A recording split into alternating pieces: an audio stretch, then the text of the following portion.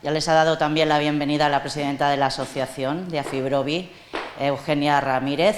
También hemos podido tener este pequeño acto institucional y ahora vamos a dar paso a las ponencias. Yo primero quiero hablar un poquito de Jorge, porque nos ha deleitado con su música, nos va a seguir deleitando.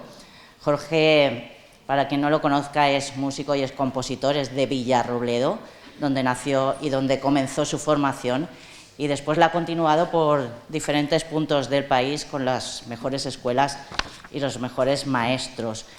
Es joven, pero lleva toda una vida dedicada a la música, ¿verdad, Jorge?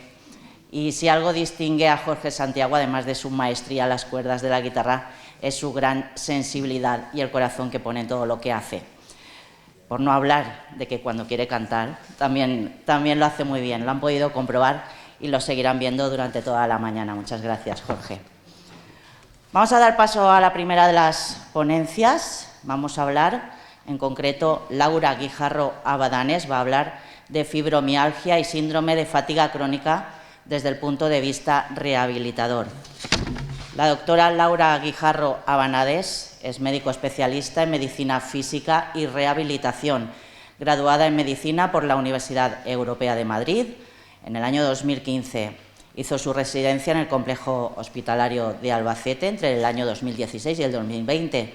También se dedicó a la medicina física y de rehabilitación infantil en el Hospital Niño Jesús de Madrid y también en el Hospital Virgen Macarena en Sevilla. Formó parte del Centro de Alto Rendimiento de Madrid también en el año 2020 y durante los meses de pandemia de COVID-19 hizo apoyo en residencia de ancianos junto al servicio de geriatría y posteriormente atendiendo interconsultas de rehabilitación en el Hospital de Albacete en pacientes COVID-19. Ya sin más, pido que nos acompañe Laura Guijarro Abadanes para ofrecernos su ponencia. Muchas gracias.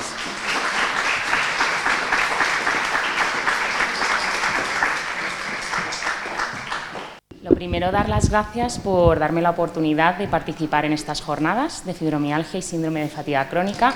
Yo he querido hacer un poco el enfoque más desde el punto de vista de rehabilitación, ¿vale? En consulta normalmente vemos mucha patología de dolor, pero muchas veces hay que saber en qué punto nos encontramos, si realmente es un dolor específico o ya estamos hablando de una patología un poquito más amplia.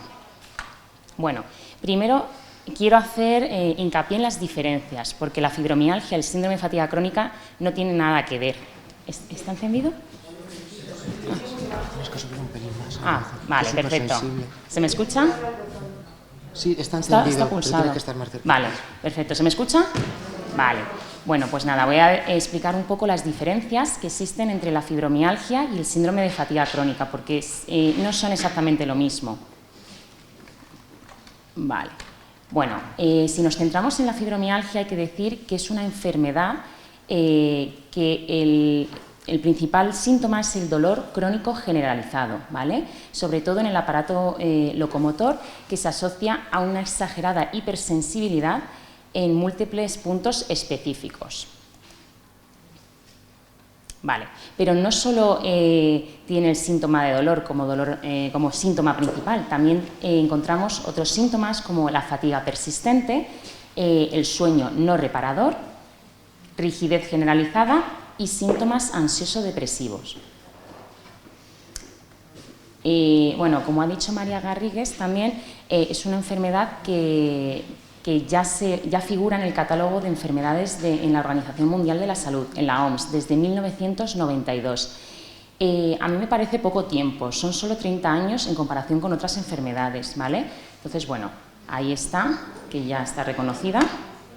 Y luego tendríamos el síndrome de fatiga crónica, que se trata de una patología con fatiga intensa, que no es solo física, también mental, ¿vale? Que no remite tras el reposo y empeora con el incremento de la actividad. Me voy a centrar sobre todo en toda la charla de fibromialgia, ¿vale? Pero voy a ir haciendo apuntes al síndrome de fatiga crónica porque yo creo que también es muy importante saber las diferencias. En concreto, en el síndrome de fatiga crónica se acompaña de otros síntomas que destacan la debilidad en miembros inferiores, Dolores osteoarticulares, déficit de memoria, concentración, lo que hemos hablado también de la fatiga mental, también el tema del sueño, el insomnio, también muy característico. Bueno, y decir que tanto en fibromialgia como en síndrome de fatiga crónica es importante que se trabaje de forma multidisciplinar. Aquí trabajamos varios especialistas, ¿vale? Y entre ellos, el primero que al final ve al paciente es el médico de atención primaria. Súper importante, porque al final es el que ve de primeras al paciente y tiene que saber si realmente merece la pena derivar a ese paciente a una especialidad hospitalaria o realmente se puede manejar desde el centro de salud, ¿vale? Luego el reumatólogo, muy importante, porque al final es el especialista que hace el diagnóstico. El médico rehabilitador, que somos nosotros, y psiquiatría, porque muchas veces hay que abordar no solo la parte física, sino también la parte mental. Entonces, es importante que tengamos también una ayuda extra de estos especialistas por si es necesario tratar con medicación o con terapias psicológicas. Bueno, ¿y se relacionan las dos enfermedades? Pues sí, hay relación entre la fibromialgia y el síndrome de fatiga crónica. Durante la evolución de los síntomas, ambas se pueden superponer, ¿vale? Y así dificulta su diferenciación, porque muchas veces los síntomas que he dicho son muy parecidos en las dos enfermedades, ¿vale? Entonces, sabemos que si existe el síndrome de fatiga crónica durante más de 5 años, ya el hecho de que pueda aparecer fibromialgia asciende al 50-70%, o sea que se junten las dos patologías, ¿vale? El patrón del dolor aquí en estos casos es algo distinto y ya afecta más a las extremidades inferiores, que ya había comentado que en el síndrome de fatiga crónica era común la debilidad de miembros inferiores, bueno, debilidad, fatiga, ¿vale? Ya lo había comentado como síntoma característico. Y luego también se puede asociar el síndrome de fatiga crónica en pacientes con fibromialgia ya evolucionada. Esto puede complicar muchísimo la evolución del paciente porque se añade una invalidez funcional por fatiga, pequeños esfuerzos, al dolor que ya presentaba ese paciente, ¿vale? Entonces es una patología ya doblemente complicada. Bueno, y voy a hacer unos apuntes, como yo soy la primera charla, voy a hacer unos apuntes de lo que es la epidemiología para diferenciar entre fibromialgia y síndrome de fatiga crónica, porque sí que hay diferencias, ¿vale? En la fibromialgia aparece en la edad adulta, ¿vale? Y afecta en España a un 2,4% de la población general, de más de 20 años. El pico de edad está más o menos entre 40 y 49 años y es muy característico que sea en mujeres, ¿vale? Tenemos una relación de 21-1. De hecho, aquí lo podemos ver en la charla, que la mayoría de las que estáis sois mujeres, ¿vale? Porque es una gran mayoría. Bueno, el síndrome de fatiga crónica tiene una prevalencia en España de menos, un porcentaje menor, ¿vale? De 0,2 y un 0,5% de la población general, siendo un caso cada 1000 habitantes, ¿vale? Lo que hemos hablado que también se pueden superponer, o sea, esto hay que tenerlo en cuenta. ¿Y cuáles son las causas? Pues no se sabe bien las causas, ¿vale? Pero si tenemos que buscar de dónde viene todo esto, podemos encontrarlo. De todo lo que he consultado, bibliografía, realmente tiene un alto componente psicológico, ¿vale? Como el estrés emocional, las infecciones también pueden desencadenar una cirugía, traumatismo. Y esto me parece bastante curioso porque existen varias alteraciones en las moléculas que conectan las neuronas con los centros nerviosos, ¿vale? Son los llamados neurotransmisores cerebrales. Cuando hay un desequilibrio entre estos neurotransmisores, se produce una activación permanente del sistema nervioso que se conoce como sensibilización central. Esto es muy curioso. ¿Por qué? Porque no solo se asocia el síndrome de fatiga crónica y la fibromialgia con este evento de la sensibilización central, sino con otras patologías que ahora voy a explicar. Solo las voy a nombrar para que lo sepáis, que se puede relacionar todo. como aquí vemos, el síndrome de sensibilización central, que es al final un desequilibrio entre los neurotransmisores, se asocia con fibromialgia, síndrome de fatiga crónica y otras patologías como síndrome de intestino irritable, migraña, cefalea tensional, síndrome de vejiga irritable, la incontinencia de urgencia, ¿vale? Muchas veces, síndrome de disfunción de la articulación temporomandibular, el bruxismo, cuando dormimos, apretamos, la contracción del massetero, todo eso es bastante frecuente. Vale, y el diagnóstico. Esto tiene que quedar claro que el diagnóstico lo hace un reumatólogo, ¿vale? No nosotros. Nosotros podemos más o menos ver el perfil del paciente, sospecharlo, pero el diagnóstico al final lo hace el reumatólogo, es el especialista que se encarga de ello, ¿vale? Al final hay unos puntos establecidos que lo podéis ver aquí en la imagen, que ellos delimitan y con ello pues hacen el diagnóstico, pero no solo hacen una exploración física, sino también hay que hacer una analítica amplia, ¿vale? Son necesarias para descartar otras enfermedades si es que hay sospecha clínica, porque hay veces que no hay que descartar enfermedades autoinmunes o otro tipo de enfermedades que es importante saber si existen o no. Vale. Y es conveniente también establecer un diagnóstico lo antes posible. ¿Por qué? Porque hay que tranquilizar al paciente. Muchas veces no sabe lo que le pasa y quiere saber qué es lo que está ocurriendo. Y también, sobre todo, para evitar pruebas diagnósticas que no son necesarias y tratamientos que no están indicados. Seguro que de todos los que estáis aquí, ¿cuántas resonancias han hecho? ¿Cuántas analíticas innecesarias? Muchas veces, si ya se sabe lo que es simplemente descartar síntomas de alarma. Si no hay síntomas de alarma, no hay que hacer nada más, ¿vale? Siempre y cuando, pues eso, no esté indicado. Si está indicado, por supuesto. Vale. ¿Y por qué es importante saber todo esto? Porque muchos de los diagnósticos que se hacen a estos pacientes, en realidad, son síntomas de la propia enfermedad. Y no enfermedades distintas. Muchas veces, cuando todavía no tenemos el diagnóstico, vamos, pues yo tengo cervicalgia por protrusión o algún bursitis, trocanteria, si es que es lo mismo, está todo relacionado, ¿vale? Entonces, si ya tenemos un diagnóstico, ya sabemos que está todo relacionado. Bueno, y en cuanto al tratamiento, yo me he centrado en lo que es más característico de nuestra especialidad, ¿vale? Decir que el tratamiento no es específico, no hay un tratamiento específico para la fibromialgia o síndrome de fatiga crónica. Se trata los síntomas, la clínica, ¿vale? El objetivo es, pues por supuesto, reducir el dolor, mejorar el sueño, el cansancio, el estado anímico y así conseguir una mejor calidad de vida y poder realizar la vida habitual pues con las menores incidencias posibles, ¿vale? Bueno, en cuanto al tratamiento farmacológico, decir que hay muchas vías de tratamiento, ¿vale? Pero las que han demostrado evidencia científica y las que tienen mayor eficacia, al final son los antidepresivos, que no estoy hablando de ansiolíticos, antidepresivos, los anticonvulsivantes y los analgésicos simples, ¿vale? Los de primer escalón. Muchas veces se abusa mucho de tratamiento tipo opioide, que está demostrado, pues eso, que muchas veces no es eficaz, ¿vale? Para este tipo de patología. Bueno, y saber que el medicamento estrella es el antidepresivo, ¿vale? Que son los fármacos más utilizados, porque se ha comprobado que estos fármacos poseen una capacidad analgésica propia, independientemente del efecto antidepresivo que tengan, ¿vale? Y que mejoran también pues, las manifestaciones clínicas. Pues si estamos hablando que tenemos dolor y mejora el dolor, pues ya está, ¿vale? No solo antidepresivo, también tiene efecto analgésico. Vale.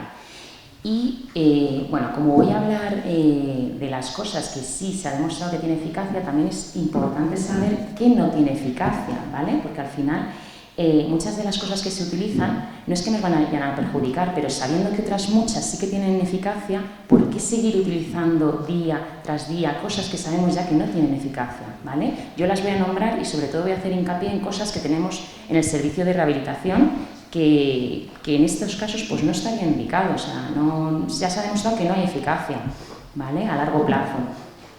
Bueno, por ejemplo, los suplementos dietéticos, la medicina homeopática no ha demostrado eficacia, ¿vale? La estimulación nerviosa eléctrica transcutánea ya ha demostrado que no tiene eficacia manifiesta, ¿vale?, a largo plazo. Sí que puede ser producir efecto analgésico en el momento, pero a largo plazo no tiene ningún tipo de eficacia, ¿vale? Esto lo tenemos en el servicio, ultrasonidos, láser, la famosa magnetoterapia, que muchas veces nos piden en consulta. Ya es que está demostrado que no tiene eficacia, Entonces, ahora voy a explicar lo que sí que tiene eficacia. En vez de centrarnos en estas terapias que realmente ya está demostrado que no tiene eficacia, vamos a centrarnos en lo que sí tiene eficacia y está demostrado científicamente, ¿vale? Bueno, otras cosas que no tenemos en el servicio, pero que sí que pueden encontrar de forma externa: la ozonoterapia, la oxigenoterapia hiperbárica, ¿vale? No han demostrado eficacia manifiesta, ¿vale? Vale, ¿y qué sí que ha demostrado eficacia? Vale, pues nos vamos a centrar en el descanso. Importante el descanso. Un número adecuado de horas de sueño mejora la sensación de cansancio y fatiga. Es súper importante intentar descansar. Es verdad que muchas veces uno de los síntomas principales es el insomnio, que no se puede dormir. Bueno, pues se puede intentar tratar, se puede intentar mejorar, pero esto está demostrado que si se descansa mejor, mejoran los síntomas. Dejar de fumar, súper importante. Antes de empezar la charla, yo estaba esperando para entrar y he visto que muchos de los pacientes que están aquí fuman. En vez de centrarnos en otras terapias que sabemos que no tienen evidencia, podríamos intentar mejorar estas cosas, porque dejar de fumar mejora la clínica, ¿vale? A lo mejor es pues ya un incentivo para dar el paso, ¿vale? Porque se sabe que el consumo de tabaco favorece la enfermedad, favorece que la enfermedad sea más grave y difícil de tratar. O sea que ya simplemente con intentar dejar de fumar ya hemos dado un gran paso, ¿vale? ¿Y qué ha demostrado que sí tiene evidencia científica? Y mucha, con creces. Todo lo que he consultado, bibliografía, todo va relacionado con esto. La actividad física es lo que más evidencia tiene, ¿vale? Estudios científicos han demostrado que el ejercicio puede reducir el dolor y mejorar la funcionalidad, el estado de ánimo y la calidad de vida de los pacientes, ¿vale? Y ahora lo voy a explicar bien, porque actividad física, la definición de actividad física es simplemente vale con caminar, sacar al perro, ir a comprar el pan. Pues no. Voy a explicar un poco lo que es la definición para que lo entendáis y qué es lo que estaría recomendado en cada caso, ¿vale? Siempre hay que individualizar, por supuesto, cada paciente es un mundo, pero esto ha demostrado mucha evidencia. Vale, según la OMS, ¿qué es la actividad física? Pues lo define como cualquier movimiento corporal producido por los músculos esqueléticos, con el que se consigue un consumo de energía, que es lo que hablamos. Actividad física ya sería salir a caminar al trabajo, pero no es suficiente. Lo voy a explicar, ¿vale? Pero sí que sería actividad física, ya simplemente eso. Según la OMS, lo que hace es hacer unas recomendaciones generales, que esto lo explico para que os deis un poco cuenta qué es lo que está recomendado ahora a la población general. No es específico de fibromialgia, ¿vale?, ni de síndrome de fatiga crónica. Ahora adentraré un poco más en eso, pero para que lo veáis, que no es solo hacer actividad física, es que según el rango de edad están recomendados lo que hay que hacer, ¿vale? Y en el rango de edad de 18 a 64 años, ¿vale?, se debería realizar una actividad física aeróbica moderada, que ahora también lo explicaré, de al menos 150-300 minutos a la semana, ¿vale?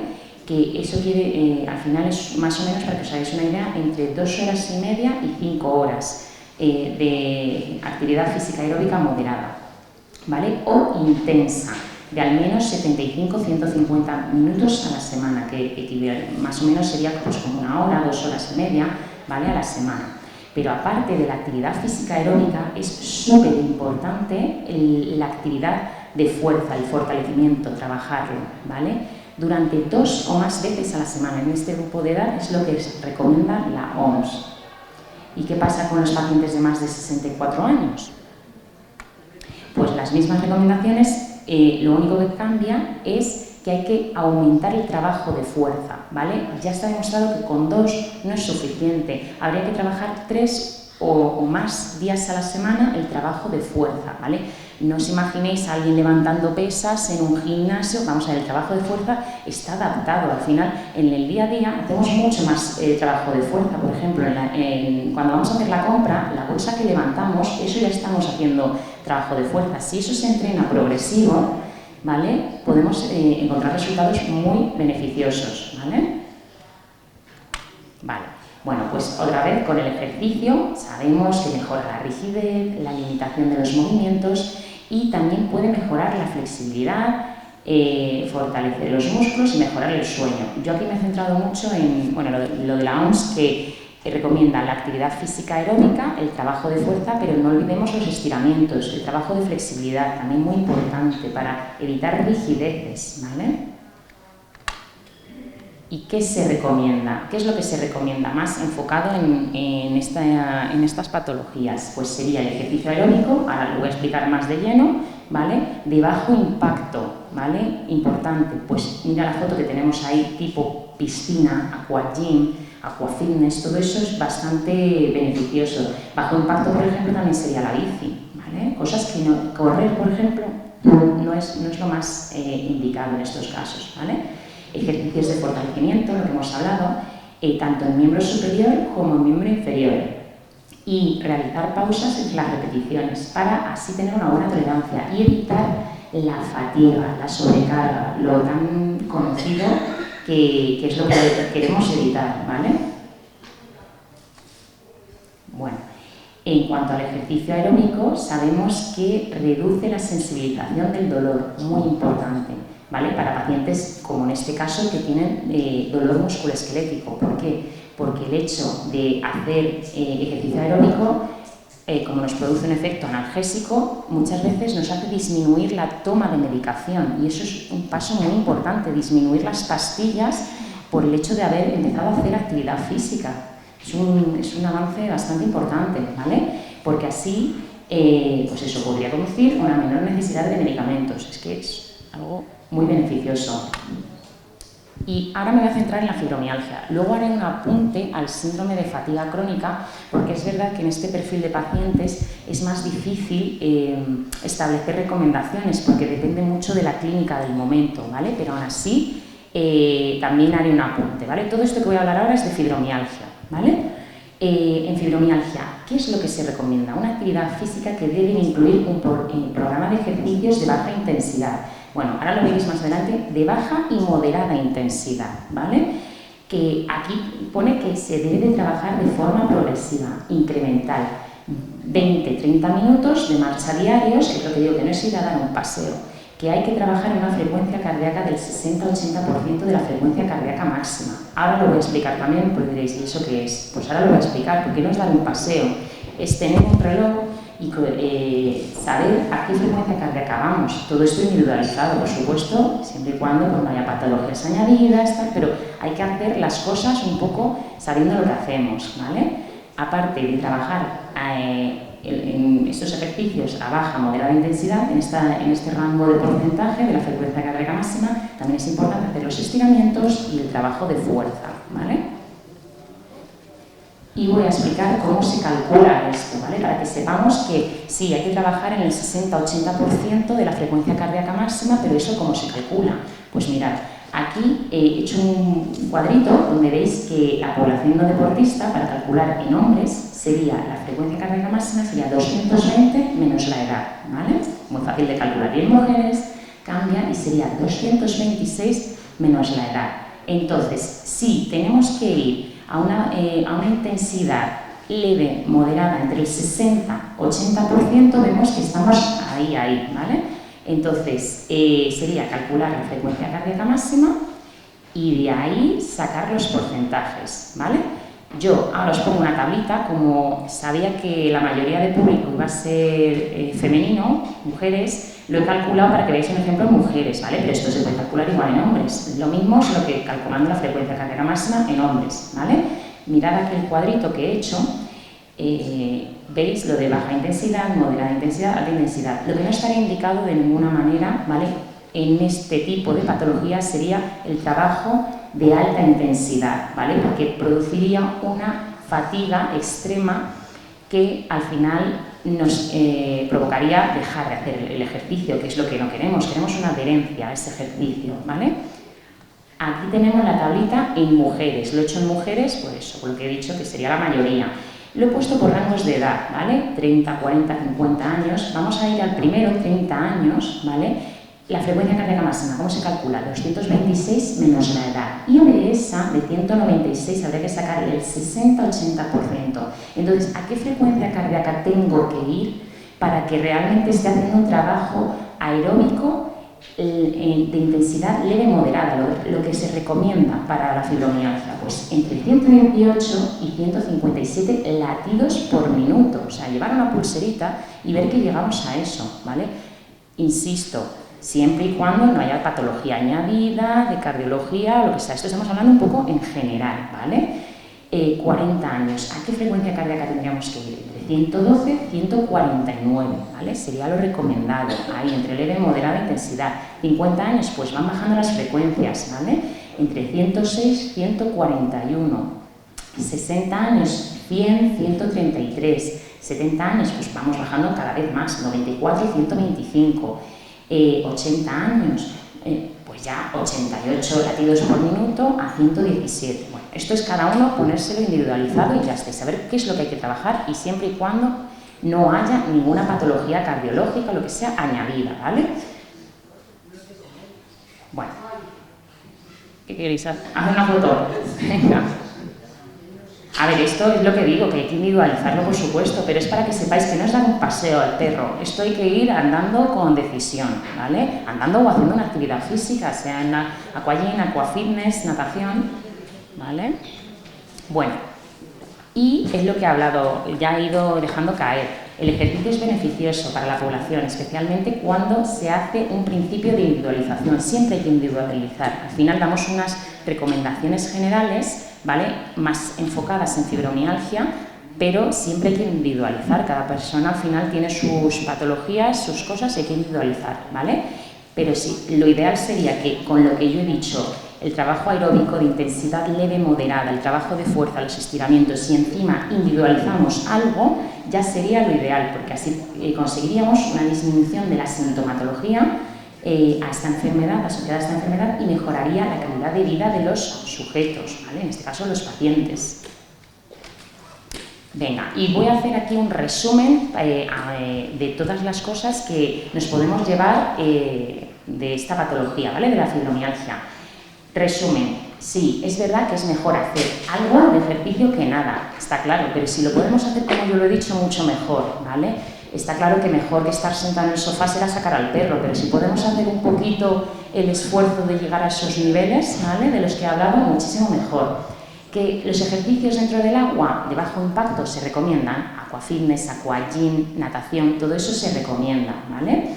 ¿Qué es lo que hay que evitar? Deportes de contacto físico o alto impacto. Pues, por ejemplo, fútbol, rugby, bueno, pues si hay alguien que de repente lo ha hecho toda su vida y quiere seguir haciéndolo, bueno, hay que individualizar al final, ¿vale? Pero bueno, la cosa es que nos encontramos muchas veces en la consulta gente de ¿qué puedo hacer? Pues voy a salir a correr, voy a empezar a correr. Pues no, no es lo más recomendado, teniendo otras cosas mucho más beneficiosas. Correr es muy lesivo, ¿vale? Está muy de moda, pero en este caso no es lo más recomendable, ¿vale? Porque es de alto impacto. Mucho mejor bici, mucho mejor natación, aquagym, todo que sea de bajo impacto, ¿vale?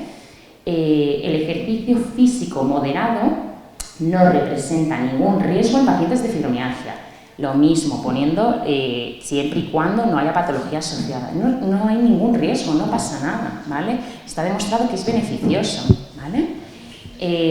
Comenzar progresivamente y modificar la actividad si los síntomas aumentan. Está claro que si nos ha producido muchísima fatiga y estamos muy mal, pues será mejor descansar, ¿vale? Pero no parar del todo, adaptar un poquito la actividad, bajar el ritmo, pero no parar, ¿vale? Es súper importante. Y bueno, ya he contado un poquito lo de fibromialgia y ahora me voy a centrar un poco en síndrome de fatiga crónica, que es verdad que no hay muchas recomendaciones establecidas, pero yo voy a contar pues lo que he encontrado, básicamente.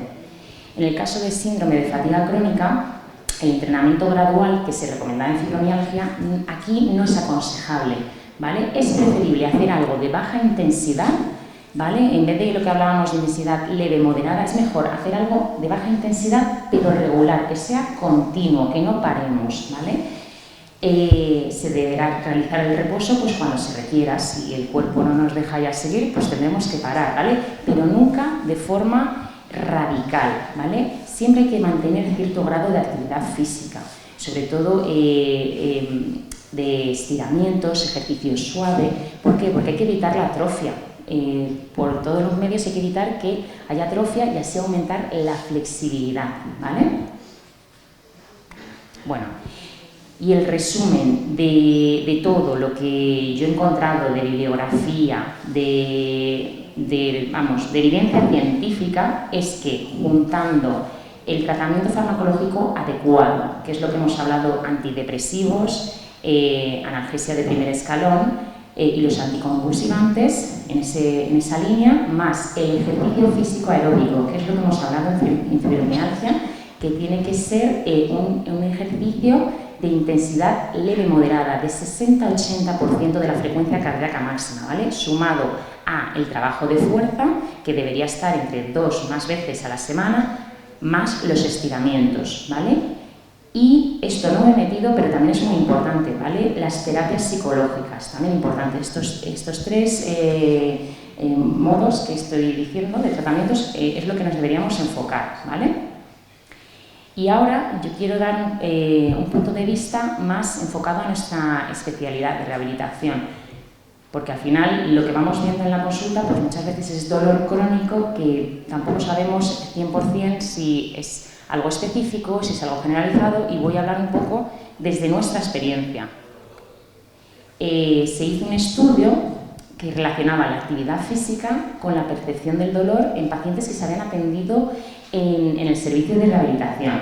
Bueno, este estudio era un estudio retrospectivo de 1.094 pacientes. Los criterios de inclusión eran pacientes que se habían atendido como primera visita habían sido atendidos por un único observador, que en este caso era yo, desde junio de 2020 a junio de 2021, en la provincia de Albacete. En ese periodo yo estaba trabajando en el hospital de Villarrobledo, en el hospital de Beijing y aquí en Albacete, ¿vale? Cogí pacientes de todo lo que íbamos viendo en consulta.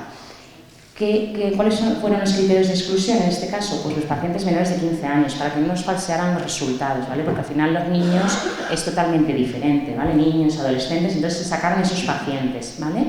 En total se quedaron en el estudio 974 pacientes. El objetivo principal, por supuesto, de este estudio era saber si realmente la actividad física mejoraba la percepción del dolor. Y en las conclusiones, efectivamente, sí que salió que los pacientes que realizaban actividad física presentaban un porcentaje menor de dolor, el 67%. Hay que tener en cuenta que los pacientes que vemos en la consulta de rehabilitación, muchos están derivados por dolor. Entonces, esto falsea un poco ya el estudio, pero bueno, hay que dejarlo aquí reflejado. Y los pacientes que no realizaban nada tenían una percepción del dolor del 78%, bastante más elevado, ¿vale?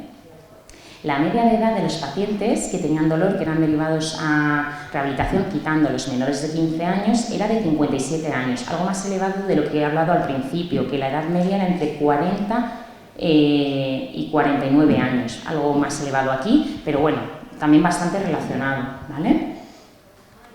Bueno, aquí como podéis ver, la gráfica es muy representativa.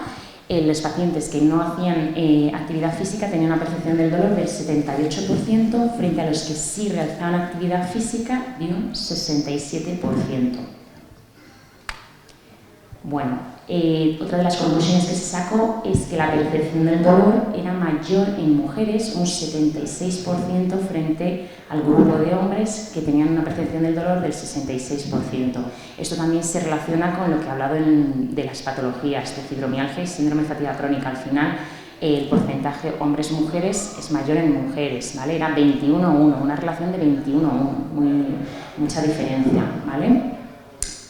Bueno, esto no he tocado nada en la charla, pero es importante saberlo, porque al final la especialidad que mayor derivación de pacientes hace que tienen dolor es el médico de atención primaria. Eso que hablamos, es que al final esto es un equipo multidisciplinar y el primero que ve al paciente es el médico de atención primaria.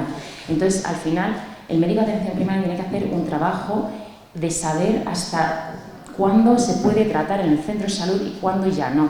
Pero al final muchas de las patologías se pueden tratar desde allí, ¿vale? Porque es un grueso muy grande de pacientes. El tipo de actividad física que menor percepción del dolor tuvo, esto es importante, lo que he dicho, no solo vale que hagamos algo, porque actividad física, como se considera caminar, ya estoy haciendo algo, no. Al final, en el estudio salió que los que menor percepción del dolor tenían eran los que hacían cualquier actividad que no fuera caminar. No quiere decir que caminar no tenga que caminar, claro que sí, pero al final los que menor dolor tenían eran los que hacían un trabajo combinado, lo que hemos hablado, un trabajo aeróbico, un trabajo de fuerza, estiramientos, ¿vale? Y si de ahí añadimos caminar, otras cosas, perfecto, pero no nos olvidemos de lo importante, ¿vale? Bueno, aquí lo podéis ver, relación hombres-mujeres. En los hombres la percepción del dolor era del 66% y en mujeres 76%. Bueno, y ya las últimas conclusiones, decir, bueno, esto no tiene relación con lo que he estado hablando, pero también me parece interesante. Al final, pacientes que hacían un trabajo de esfuerzo también tenían mayor percepción del dolor que los pacientes que no trabajaban o que hacían un trabajo sedentario. Al final, el trabajo sí que influye, ¿vale? Y en vuestro caso, pues lo mismo. El hecho de tener un trabajo de esfuerzo, claro que influye en la percepción del dolor, ¿vale? Salía que los pacientes que realizaban trabajos de esfuerzos tenían una percepción del dolor del 79%, ¿vale? Y ya la última conclusión que se sacó de este estudio fue que los pacientes que tomaban ansiolíticos o antidepresivos presentaban mayor percepción del dolor, el 85%. No quiere decir que porque estemos tomando esta medicación nos vaya a provocar dolor, no. Pero sí que es verdad que pacientes que ya estaban con esta medicación ya nos hacía pensar que seguramente ya con un gran porcentaje iban a tener dolor, ¿vale? Ya venían por dolor. El 85% de estos pacientes tenían dolor, frente a los que no tomaban nada de esta medicación, que el 68% pues no, eran los que tenían dolor, ¿vale? Lo vemos aquí en la gráfica. Pacientes que tomaban ansiolíticos antidepresivos, del 85%, y pacientes que no lo tomaban, vale, del 68%, ¿vale? Y ya estaría.